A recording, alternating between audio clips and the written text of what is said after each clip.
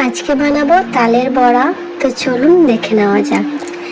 সবার প্রথমে আমি একটা বোল নিয়েছি। এবার এর মধ্যে আমি নিয়ে নিচ্ছি 3 বড় চামচ চালের আটা। এবার দিয়ে দিচ্ছি তালের পিউরে আর অল্প একটু নারকেলকে আমি মিক্সি গ্রাইন্ডারে গ্রেট করে নিয়েছি। এখন নিয়ে নিচ্ছি স্বাদ মতো চিনি।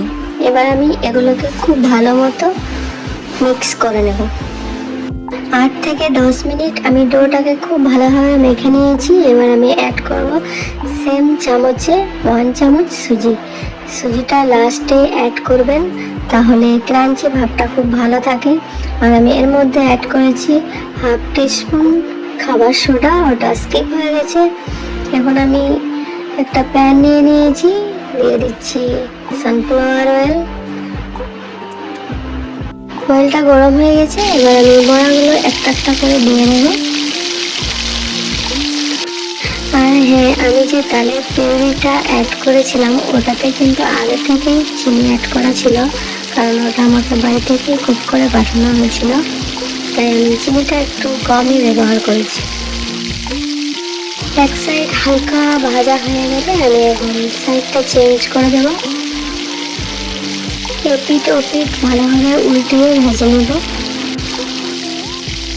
দেখতেই পাচ্ছেন কত সুন্দর কালার এসছে।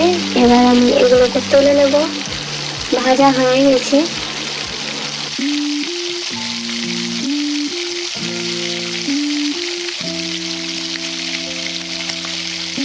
ঠিক একই প্রসেসে আমি বাকি বড়াগুলো ভেজে নিয়েছি।